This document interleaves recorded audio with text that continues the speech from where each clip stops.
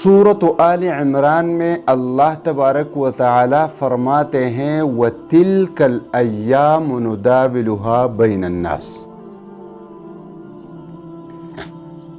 اب اس آیت کریمہ کا صحیح مفہوم اگر آپ سمجھنا چاہتے ہیں تو ہر کسی کو اپنی زندگی پر ایک نظر ڈالنی پڑے گی کہ انسان ہمیشہ ایک حالت پر نہیں رہتا، کبھی صحت ہوتی ہے، کبھی بیماری ہوتی ہے، کبھی جوانی ہوتی ہے، کبھی بڑھاپا ہوتا ہے،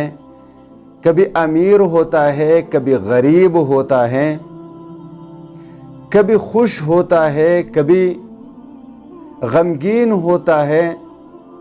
کوئی دنیا میں آتا ہے، کوئی دنیا سے جاتا ہے۔ اگر اس آیت کریمہ کے مفہوم کو آپ اچھی طرح سمجھنا چاہتے ہیں تو آپ کو اپنی زندگی پر نظر ڈالنی ضرور پڑے گی۔ یہ بات آپ اچھی طرح ذہن نشین کر لیں کہ انسان ہمیشہ ایک ہی حالت پر کبھی نہیں رہتا، لیکن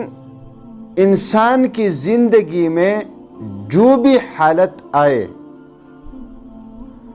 اس حالت کو اللہ تبارک و تعالی کی ایک نعمت کو سمجھ کر قبول کر لینا چاہیے، اور انسان کو اس حالت سے غلط فائدہ کبھی بھی نہیں اٹھانا چاہیے، ورنہ وہ چیز جس کو وہ غلط استعمال کرتا ہے انسان کے گلے کا ہار بن جاتا ہے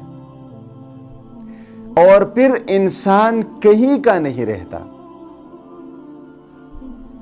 لہٰذا میرے کہنے کا مقصد یہ ہے، اگر آپ کو کسی چیز سے شہرت ملی ہے تو اس شہرت کو غلط استعمال کرنے سے گریز کرے، اس شہرت کو اللہ تبارک و تعالی کی نعمت سمجھ کر اس پر شکر کرنا چاہیے، اور اللہ تبارک و تعالی کے حضور سجدہ ذیل ہونا چاہیے، اور اللہ تبارک و تعالی سے عافیت کی دعا کرنی چاہیے۔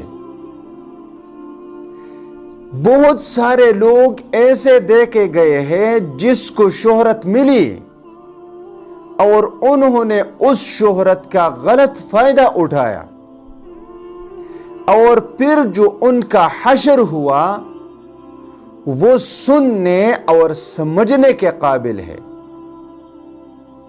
کہ شہرت کے بعد جب انسان گر پڑتا ہے تو منہ کے بل گر پڑتا ہے، اور جتنے ان کو شہرت ملی ہے اس سے کہیں زیادہ ذلت اس کا مقدر بن جاتی ہے، اور پھر یہ شخص سوچ سوچ کر زندگی ختم ہو جاتی ہے، لیکن یہ سمجھنے سے قاصر ہوتا ہے کہ میرے ساتھ ہوا کیا تھا اور ہوا کیا ہے، میں تھا کیا چیز اور اب ہوں کیا چیز۔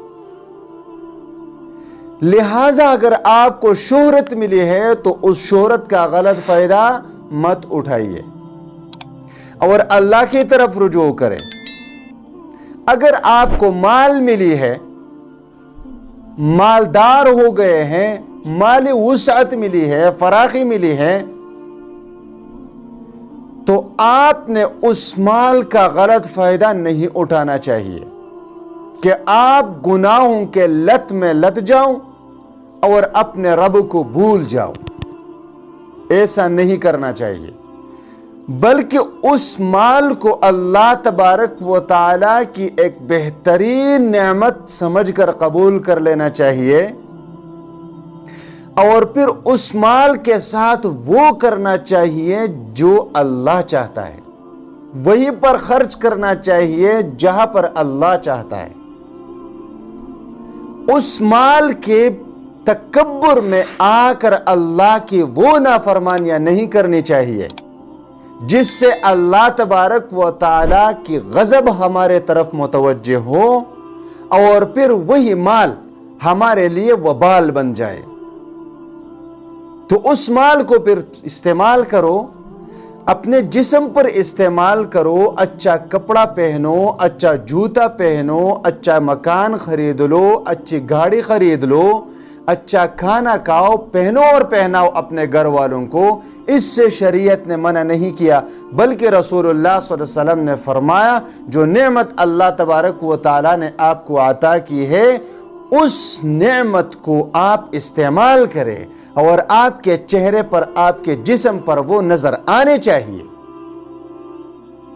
مالدار ہو کر فقیروں کی طرح زندگی گزارنا بھی اللہ تبارک و تعالیٰ کی نعمت کی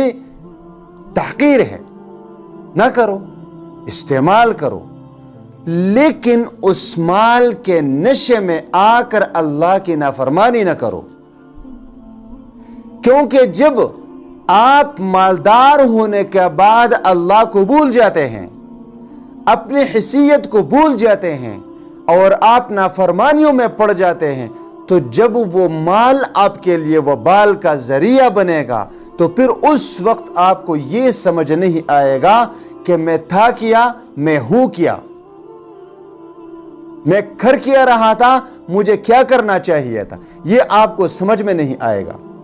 اسی طرح صرف شہرت اور مال میں نہیں، ہر چیز میں جب آپ کو فراخی ملے،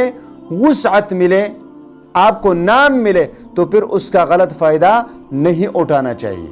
اگر آپ اس کا غلط فائدہ اٹھاؤ گے تو پھر منہ کے بل گرو گے اور ایسا گرو گے کہ آپ کو اٹھانے والا بھی کوئی نہیں ہوگا۔ تو میری گزارش ہے کہ ہر وقت اللہ تبارک و تعالیٰ کی بندگی میں گزارو، اللہ کی شکر ادا کرو، اللہ کی عبادت کرو اور اللہ کو اپنا حقیقی مالک سمجھ کر سب کچھ آپ کا چاہے جو بھی ہے اس کا دیا ہوا سمجھ کر اس کو استعمال کرے۔ انشاءاللہ تعالی وہی نعمت جو ہمیں اللہ کی طرف سے ملے ہیں ہمارے لیے نجات اور کامیابی کا ذریعہ بنے گا۔